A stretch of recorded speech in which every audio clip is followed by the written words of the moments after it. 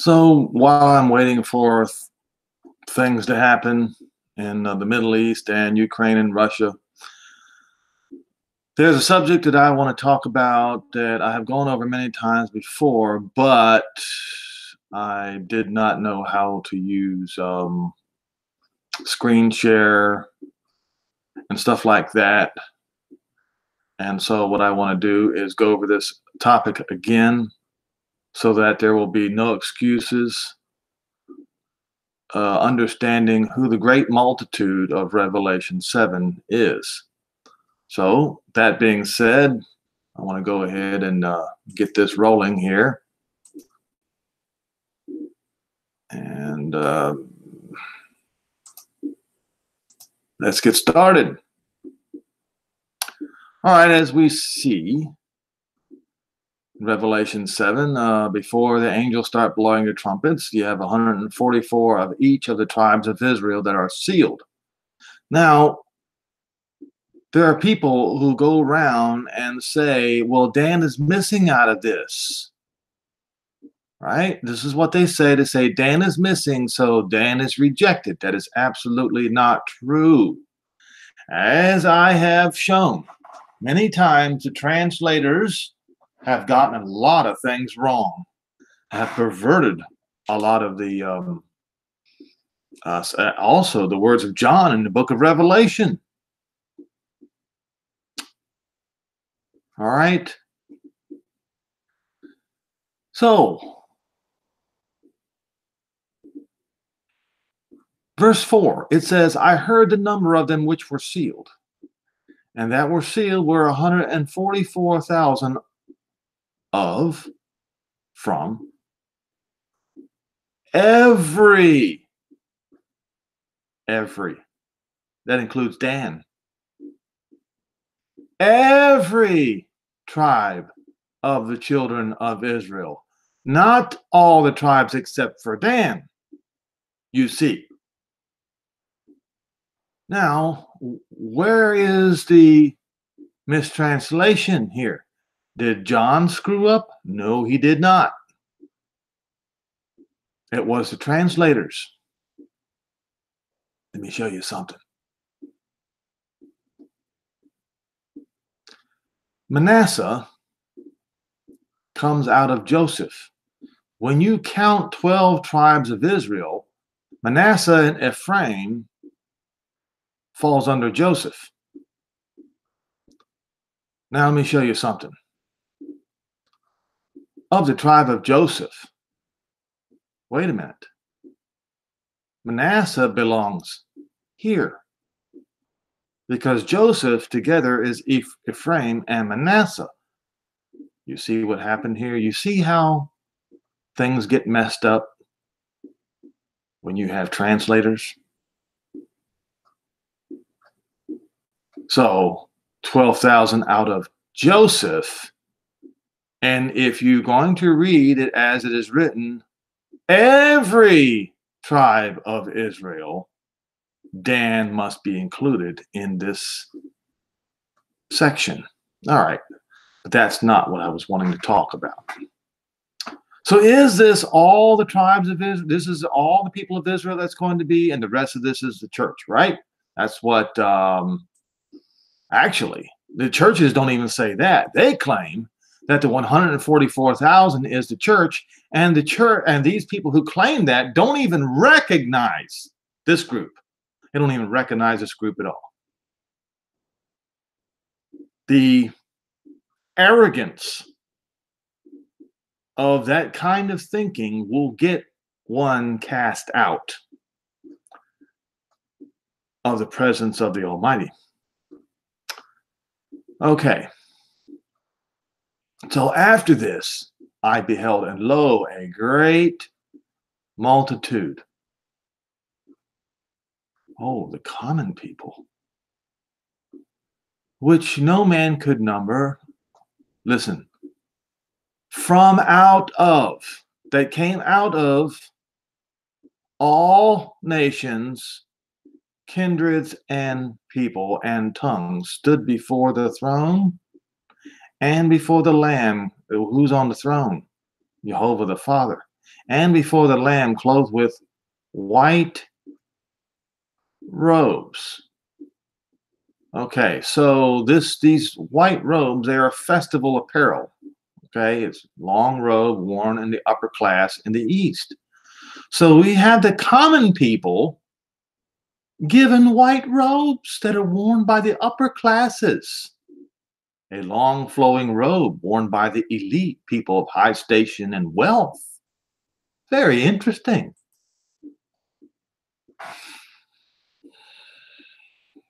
Okay. And they had palms in their hands, and they cried with a loud voice, saying, Salvation, our Elohim, who sits upon the throne, and unto the Lamb, and the Lamb. Okay. And one of the elders answered, saying unto me, What are these that are arrayed in white robes? And where did they come from? And I said unto him, You know. And he said unto me, These are they which came out. Great tribulation, and have washed the robes and made them white in the blood of the Lamb. Therefore, they are before the throne of Jehovah, and serve him day and night in his temple. And he that sits on the throne shall dwell among them, and they shall hunger no more, neither thirst any more, neither shall the sun light on them, nor any heat.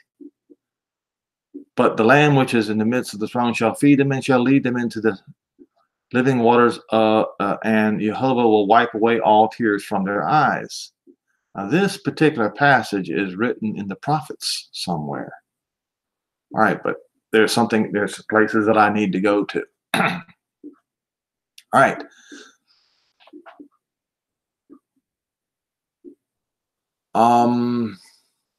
Let's see here.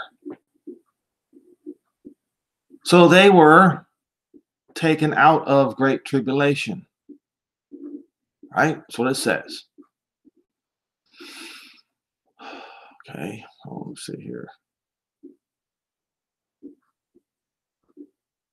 They were which came out of great tribulation. Now, in that vein, in that context, let's look at this. So, Jeremiah 30. Now, remember, what comes after Jeremiah 30? Jeremiah 31. What's Jeremiah 31? Everyone should know what Jeremiah 31 is. It's the new covenant for the house of Israel and the house of Judah. Okay. The word of Jehovah, this is verse 1, came to Jeremiah from Jehovah, saying, Thus speaks Jehovah Elohim of Israel, saying, Write you all the words that I have spoken unto you in a book. Because lo, the days come, says Jehovah, that I will bring again the captives of my people, both Israel and Judah, says Jehovah, and I will cause them to return to their land I gave to the fathers to possess it. And these are the words that Jehovah spoke concerning Israel, concerning Judah. For he said, For thus says Jehovah, we have heard a voice of trembling and of fear, not of peace. And indeed, folks, since the destruction of Jerusalem, that is exactly what happened. Ask now and see whether does a man travail with child. Why do I see every man with his hands on his loins, and as a woman in travail, all faces are turned into paleness. Alas, for the day is great, so that there is none like it. It is even the time of Jacob's trouble. Now, Christians love to stop here and don't continue. To refuse to continue is the utmost of arrogance that can get you kicked out of the kingdom. We must read the context of this. And do not come up with your own conclusions that differ from Jeremiah 30. But he will be delivered out of it. He will be saved out of it. Now, if you read Romans 11, verse verses 25 through 27, but especially verse 26, you will see when he will be saved out of it, when the time of the Gentiles come to an end. And when the time of the Gentiles come to an end, and Jacob will be saved out of that terrible day, you have to read verse 8, for it shall come to pass in that day. What day is that? When Jacob is delivered, when Jacob is saved. So what happens when Jacob is saved out of that tribulation?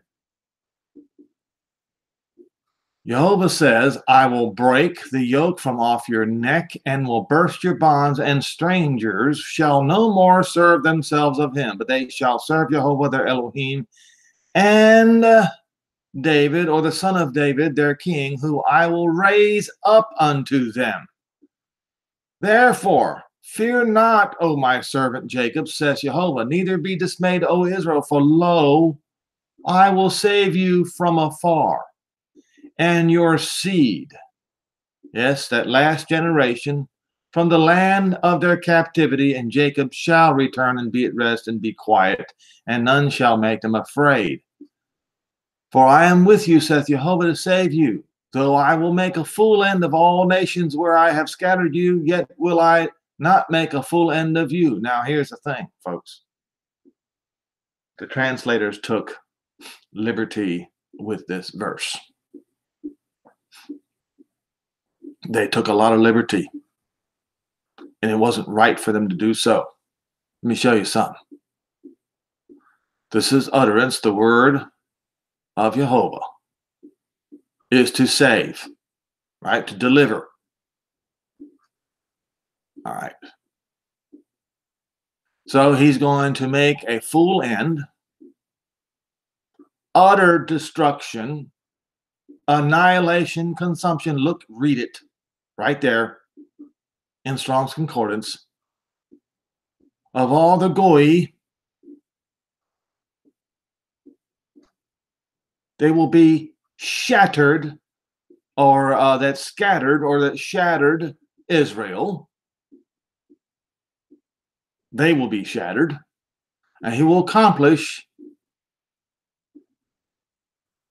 utter destruction, annihilation. It doesn't say of thee. It says to discipline and admonish. So he's going to make an example out of the Goyim as a witness and an admonishment to future generations. It doesn't say, I will correct you, Israel, in measure. Look, it says he will admonish with judgment. Arrange a case, arrange a cause, arrange a claim, so file a claim of crimes. Against who? Against those who took Israel into captivity. You see,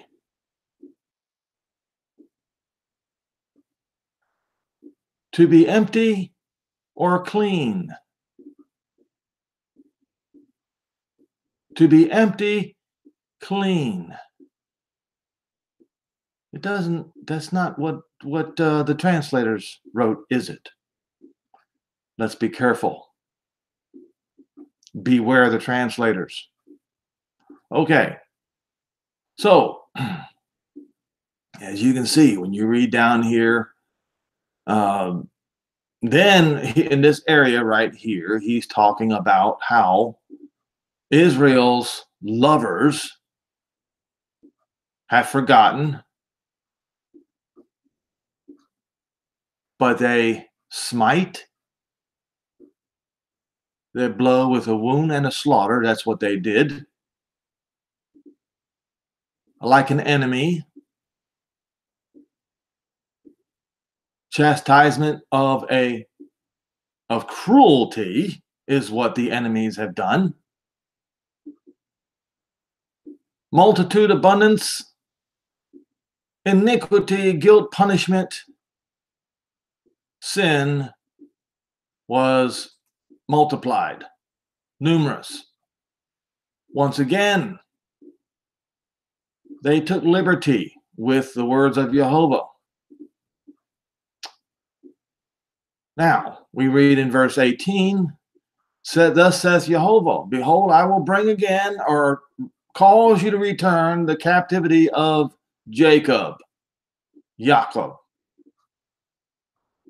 tents, and have mercy upon his dwelling places, and the city shall be built upon her own heap. Okay. Let me show you something. We read in Revelation 7 about this great multitude, which no man could number, of all that came out of all the nations. Remember, there it is, from out of all nations, kindreds, and peoples and tongues, right? Okay, but before they came out of all peoples, nations, and tongues, look at what is written in Deuteronomy 28, verse 64. All right. 28:64. Way down here.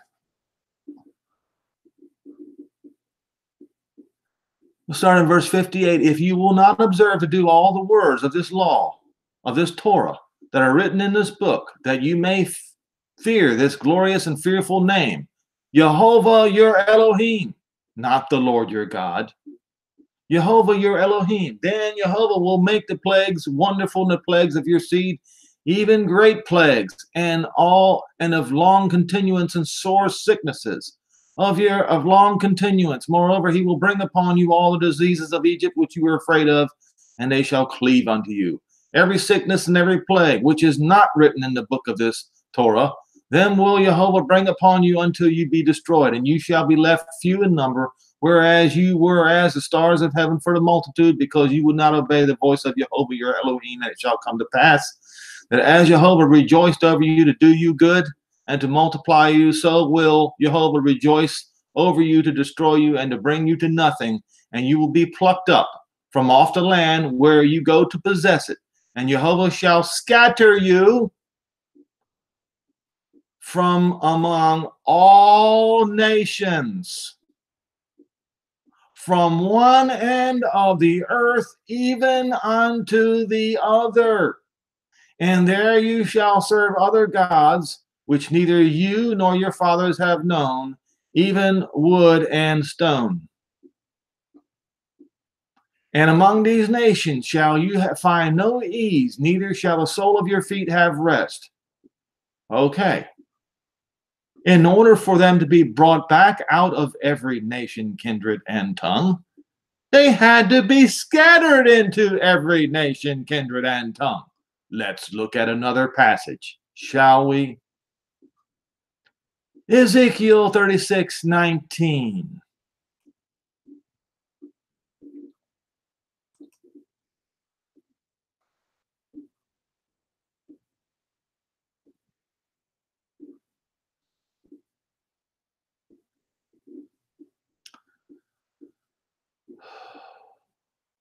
Verse 1. We'll try to start in verse 1. Also, Son of man, prophesy to the mountains of Israel, say, you mountains of Israel, listen to the word of Jehovah. Saith Jehovah Elohim, because your enemy has said unto you, aha, even the highest places are ours in possession. Huh? Yes, they claim Jerusalem as their own. That's what the enemy has done, even now. Because they have done this, prophesy and say, thus saith Jehovah Elohim, because they have made you desolate and swallowed you up on every side, that you may be a possession unto the rest of the heathen. And this is what's happened. And still to this day, you have the Byzantines, they have their buildings in Jerusalem. You have the Catholics have their buildings in Jerusalem. You have the Muslim have their buildings in Jerusalem, sticking their finger in the face of Jehovah. And he says, because they have done this. Because they have done this. Because they made you desolate. All right. And you are taken up in the lips of talkers, and you are an infamy of the people. Yes, they curse the Jews daily, and they say, Death to Israel daily. Therefore, you mountains of Israel, hear the word of Jehovah. Thus saith Jehovah Elohim to the mountains and to the hills, to the rivers and to the valleys, and to the desolate places, and to the cities that are forsaken, which have become a prey and a derision to the rest of the heathen that are round about. Therefore, thus saith Jehovah Elohim, surely in the fire of my jealousy have I spoken against the rest of the heathen, and against all the Edomites, which have appointed my land into their possession with the joy of all their heart. With despiteful minds to cast it out for a prey. Prophesy therefore concerning the land of Israel, and say to the mountains and the hills and the rivers and the valleys, thus saith Jehovah Elohim, behold, I have spoken in my jealousy and in my fury, because you have borne the shame of the heathen. Therefore, thus saith Jehovah, I have lifted up my hand, surely the heathen that are about you, they will bear their shame. But you, O mountains of Israel, you shall shoot forth your branches and yield your fruit to my people Israel, for they are at hand to come. They are coming soon. For behold, I am for you, and I will turn unto you, and you shall be tilled and sown, and I will multiply men upon you, all the house of Israel, even all of it. Not some of it, not just a tiny part, no, all of it. So everyone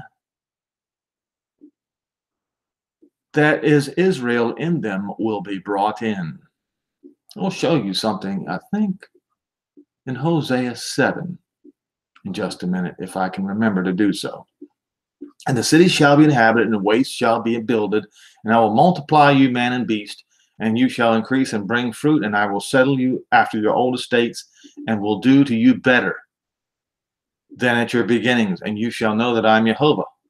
Yes, I will cause men to walk upon you, even my people Israel, and they shall possess it, and you shall be their inheritance. And you shall no more henceforth be bereaved of men. Now, let's see here. I was looking for, yes, here we go. I will continue in verse 16. Moreover, the word of Jehovah came unto me, saying, Son of man, when the house of Israel dwelt in their own land, they defiled it by their own way and by their doings. And their way was before me as uncleanness of a removed woman, a menstruous woman. Wherefore I have poured my fury upon them for the blood that they had shed upon the land, for their idols wherewith they had polluted it. And I scattered them among the heathen. And they were dispersed through the countries, according to their way, and according to their doings I judged them. And when they entered into the land of the heathen, where they went forth, they profaned my holy name, when they said unto them, These are the people of Jehovah, and are gone forth out of his land.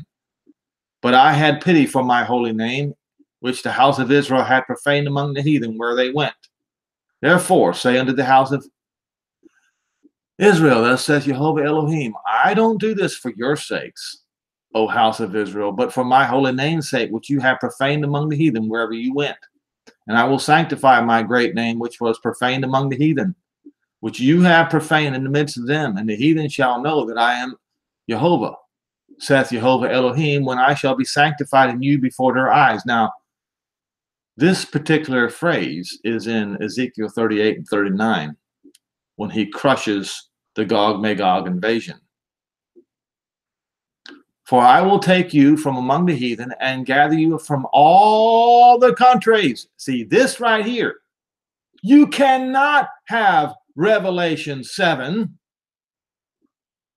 verse 9 through 17 without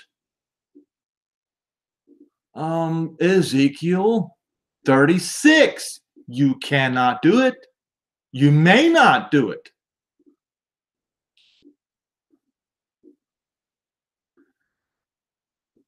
I will sprinkle you with clean water, and you shall be clean from all your filthiness. Yes, when they're wearing white robes, you see. That's right. from all your idols, and I will cleanse you, and a new heart will I give you, and a new spirit will I put into you, and I will take away the stony heart out of your flesh, and will give you a heart of flesh. I will put my spirit within you and cause you to walk in my statutes, and you shall keep my judgments and do them. You see. So he's going to gather them from all the nations where he scattered them, right here. He says he's going to sprinkle clean water upon them, and they shall be clean from all your filthiness and from your idols, and cleanse you. You see. Yes, they're going to be wearing white robes.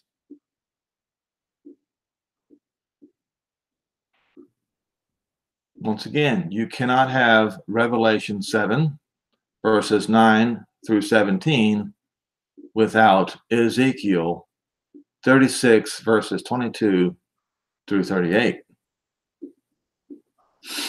Now, now I done forgot the scripture that I was, Hosea 7, proof. Is Hosea 7, verse 8, Ephraim. This is where the 10 tribes of Israel was under one roof, was under one kingdom, Ephraim. Okay? He has mixed himself among the people, among the nations. Once again, after this I beheld and lo, a great multitude which no man could number, out of all the nations and kindreds and peoples and tongues, you see.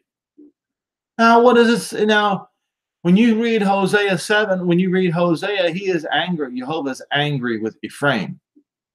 Okay?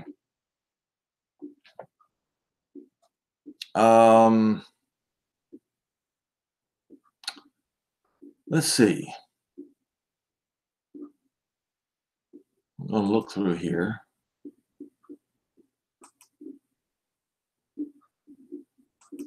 And if you read the beginning of Hosea to the end of Hosea, you will see that, well, you go to Hosea 1, and then let's go to Hosea 1 and Hosea 11, shall we?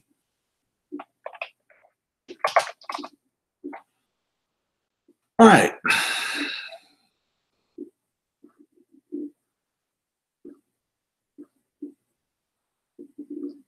So Jehovah goes to Jehovah, and he tells him to take a wife out of whoredom. All right, verse 2, for the land has committed great whoredom, departed from Jehovah. And he took Gomer, which incidentally, Gomer of Japheth, or Japheth, is the father of the German people, you see. And the Israelites, many of the Israelites mixed in, especially, the Jews and Ephraim, mixed themselves with the Germanic peoples. And one of Gomer's sons is Ashkenaz. That's the reason why Ashkenazi Jews are called Ashkenazi Jews, because Ashkenaz is where not only Jews were mingled in, but also where the house of Israel was mingled in. The daughter of Diblaim, which conceived and bare him a son, and Jehovah said unto him, you shall call his name yet Jezreel, for yet a little while I will avenge the blood of Jezreel upon the house of Jehu, and I will cause to cease the kingdom of the house of Israel. And it shall come to pass in that day that I will break the bow of Israel in the valley of Jezreel. Now, I've talked about this. This is the location that he's going to reunite Israel with Judah, in the valley of Jezreel. That is in northern Israel. Go look it up. And she conceived again and bare a daughter, and Jehovah said unto him, call her name Lo-Ruhamah, for I will no more have mercy upon the house of Israel, but will utterly scatter them away. But I will have mercy upon the house of Judah. Okay. So what he's talking about here is the bill of divorcement that is mentioned, I believe it's in the book of Jeremiah or is in Isaiah, against the 10 tribes of Israel. And at that point, they became literal Gentiles, no more to be called Israel. Okay? But he said he would still have mercy upon Judah. Right? Now, when she had weaned Lo-Ruhamah, she conceived and bare a son and said, Elohim, call his name Lo-Hami, for you are not my people, and I will not be your Elohim. Yet the number of the children of Israel shall be as the sand of the sea, which cannot be numbered. It shall come to pass that in the place when it was said unto them, you are not my people, there it shall be said, you are the sons of the living Elohim. And then shall the children of Judah and the children of Israel, remember, Israel was cut off. Israel became Gentiles. They shall be gathered together and appoint themselves one head, yes, the son of David, and they shall come up out of the land of the heathen, out of the land of the Gentiles, for great shall be the day of Jezreel. So the second day of Jezreel is the return of all Israel. It is therefore this. The Jezreel war will trigger this. You see. Now, Hosea 11, I believe, talks about Ephraim, and so does Jeremiah.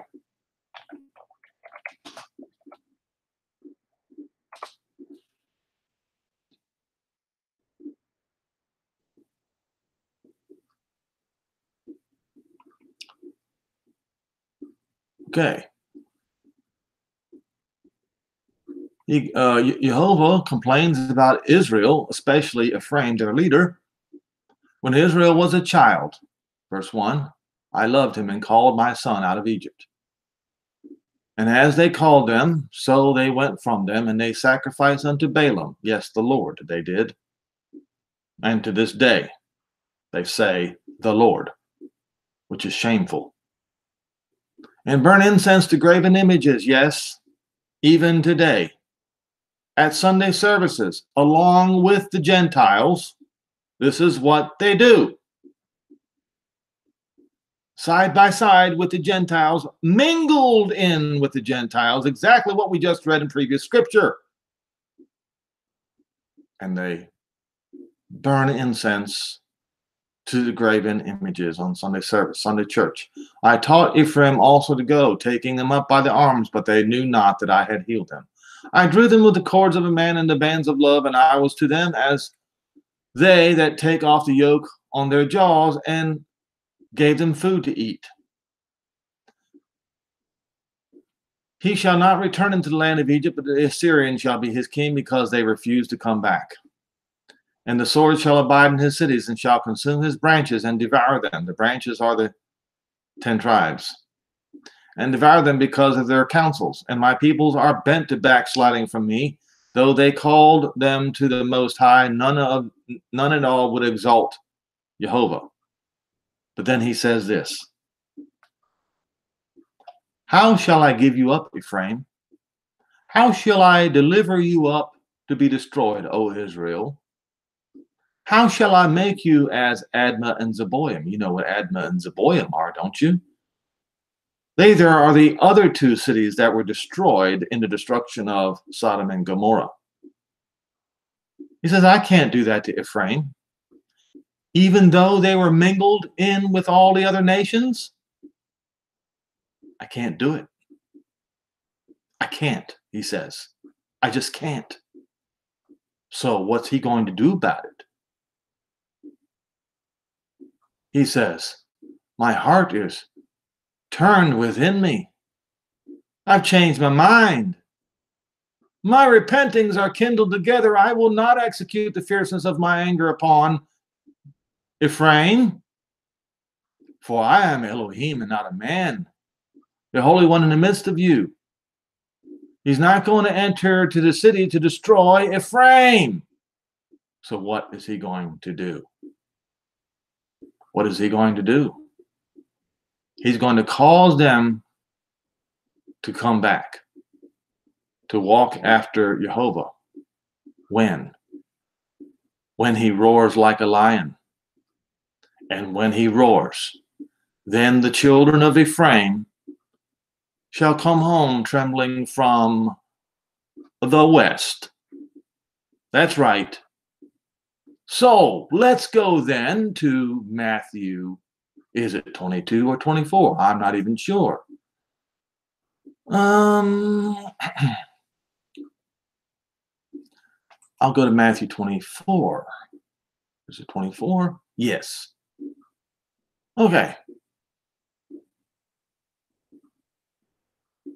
So we'll start in verse 15, the abomination of desolation. Now, as I mentioned before, portions of, if not all of, the abomination of desolation was indeed placed in the synagogues around the world by Caligula. That should have been a warning sign. The Jews had 30 or close to 30 years to get out of Jerusalem. Now here, let me show you what I'm getting at, because you see, when Titus placed the abomination of desolation on the edge of the holy place, it was already too late to escape. You see, it was too late. So in this particular case, he's talking about, when you shall therefore see the abomination of desolation spoken of by Daniel prophet stand in the holy place, whoso reads, let him understand. It's time to get out. Run for your lives. Get out. Don't be one of those who are going to be forced to be scattered. You've got to leave and go. They would have to go to Turkey, Europe, Persia, wherever they can go to get out. And hurry, and don't wait around. Okay, so you see, it says, for then shall be great tribulation that was not since the beginning of the world to this time, nor shall ever be. And except those days be curtailed. Curtailed. In other words, the time of the Gentiles has to come to an end. Exactly as Paul stated in Romans 11, verses 25 through 27. There should be no flesh saved at all. But for the elect's sake, read Isaiah 45 if you want to find out who the elect are, and read again. I believe it's verse 27 of, that's right, of Romans 11. Somewhere in Romans 11, 25 through 27, you can read, but Paul backs it up. He said to the Romans, how was it? As concerning the election, they are the enemy for your sakes, but for the patriarch's sakes, they are the beloved. You see, so Israel, they are the elect. But for the elect's sake, those days will be curtailed. For Israel's sake, those days will be curtailed. Okay. And as you see here, false prophets came, and it says, now here's the problem with the way this is translated. They say, if it were possible, they shall deceive the very elect. Okay, let's have a look at this here. Therefore, for as much if that. Okay. So the word if can be proper. This says possible, but the real word is dunatos, which is strong, mighty, and powerful. If powerful. Powerful things, or if possible. Okay. They shall cause the very elect to wander. Behold, I have told you before. But see, here's the thing. I believe they did cause some of the elect to wander. And we'll show you why in just a minute. All right. Wherefore, if they shall say to you, Behold, he is in the desert, go not forth. Behold, he is in the secret chamber, believe it not. Because as the lightning comes out of the east and shines even to the west, so shall the coming of the Son of Man be. So he gives them, this is what you're looking for. This is not, you're not looking for this. Nope. You're looking for this. Where the buzzards are gathered together, that's where the carcass is. Ezekiel 39. Read it. You'll find it there in the mountains of Israel. Okay, immediately after Israel's tribulation is over with, that also means that the time of the Gentiles has come to an end, you see. Shall the sun be darkened, and the moon shall not give her light, and the stars shall fall from heaven, and the powers of heaven shall be shaken, and then shall appear the sign of the Son of Man in heaven. And then shall all the tribes of the earth mourn, and they shall see the Son of Man coming in the cloud of heaven with power and great glory. And he shall send his angels with a great sound of a trumpet. When the trumpets sound, which trumpet is it? Well, Revelation 10 verse 7 says, when the seventh trumpet begins to sound, then this shall be accomplished. Okay. They shall gather together his elect. Isaiah 45. Romans 11 verse 25 through 27 says who the elect are. From north, south, east, and west, from one end of the sky to the other. This all backs up what is written in the prophets. Now, once again, should any man say that the words of the prophets don't matter anymore, I will refer them to Revelation 10 and verse 7.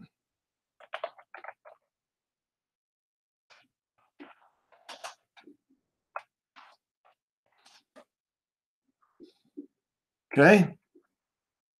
But in the days of the voice of the seventh angel, when he shall begin to sound, the mystery of Jehovah not should be finished, should be accomplished, as he has declared to his servants the prophets. Now let's go Strong's Concordance and make sure we straighten this out. But in the days of the voice of the seventh angel, when he shall begin to sound, the mystery of Jehovah should be,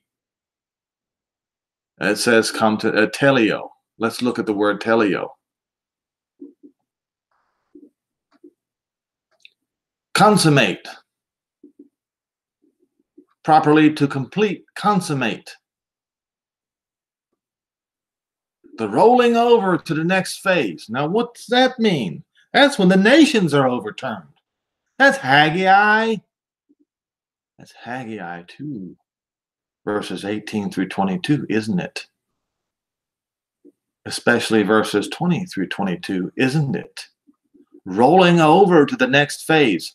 So, what this means is, when just as the seventh trumpet begins to sound, you have the overturning, the rolling over. That's when Israel's sins come to an end. That's also when the time of the Gentiles comes to an end.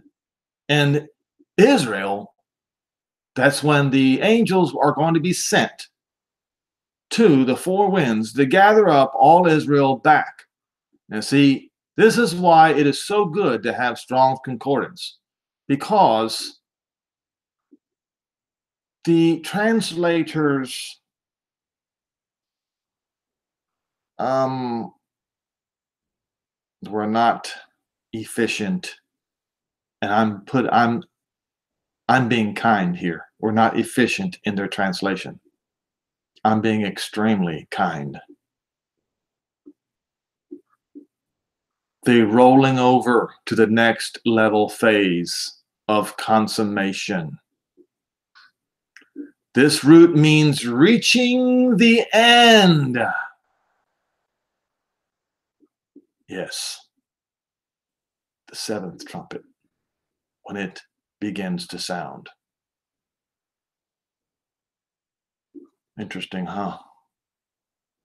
Give you something to think about, doesn't it? So, I hope everyone understands now Revelation 7, verses 9, 10, all the way through 17. And let's see.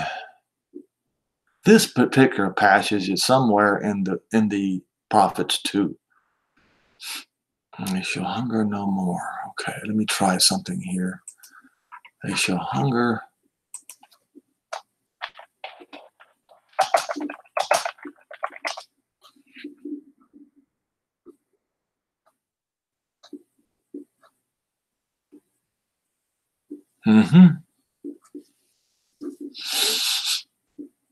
Take a look at this.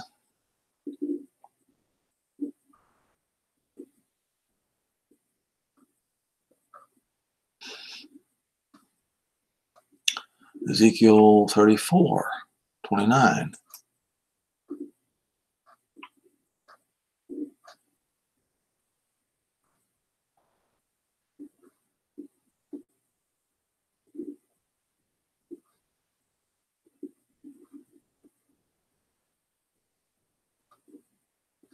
All right, I read about the breaking of the yoke, right?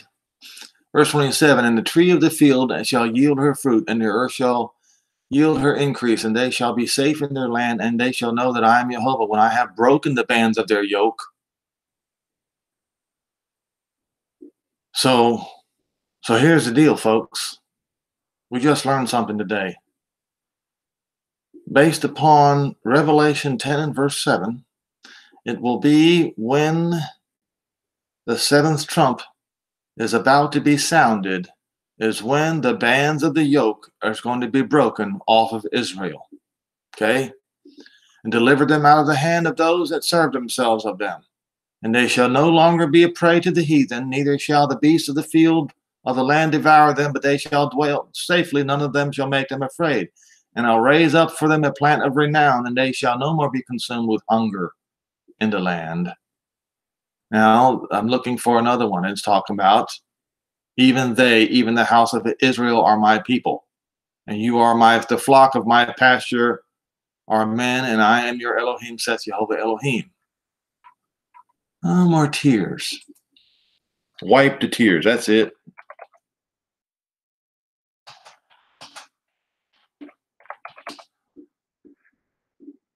Oh, spelling.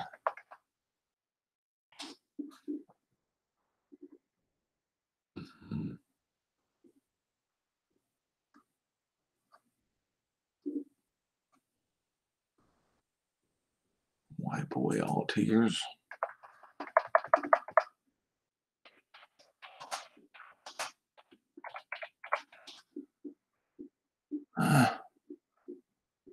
Let's see. Let's see. The sun will not light upon them.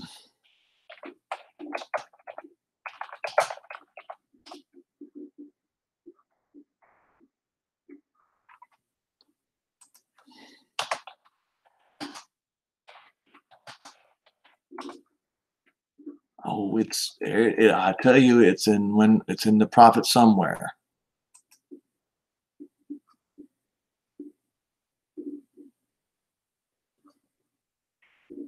There it is. Here we go. Here we go, folks. You see Revelation 7:16.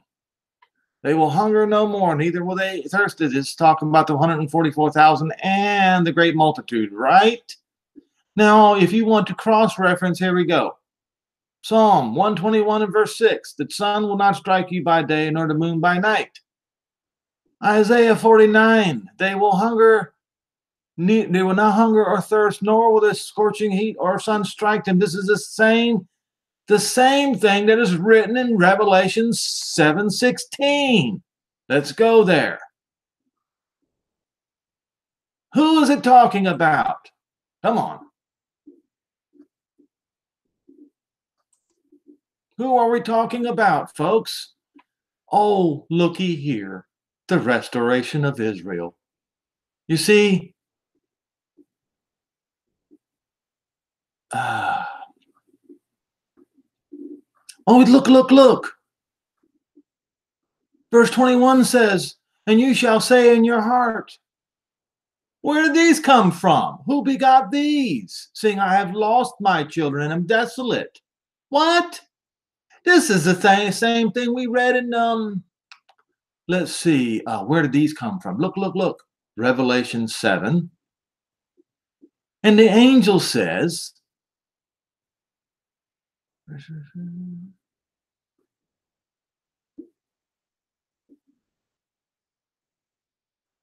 oh, and one of the elders answered, said unto me, who are these that are arrayed in white robes, and where did they come from? Look. And then you shall say in your heart, who has begotten me these? Where did they come from? Seeing I have lost my children, and am desolate, and captive, and removed to and fro. Who brought these here? Same language, folks. Behold, I was left alone. These. Where have they been? The question is asked 3 times. Where did they come from? Where have they been? Thus saith Jehovah Elohim, behold, I will lift up my hand to the Gentiles, and I will set up my flag to the people, and they shall bring my sons, your sons, in their arms, and your daughters shall be carried upon their shoulders. And the kings shall be your nursing fathers, and queens your nursing mothers. And they shall bow down unto you with their face toward the earth, and lick up the dust of your feet. And you shall know that I am Jehovah, for they shall not be ashamed that wait upon me. Shall the prey be taken from the mighty, or the lawful captive be delivered? But thus saith Jehovah, even the captives of the mighty, the mightiest of nations, will be taken away. And the prey of the terrible shall be delivered.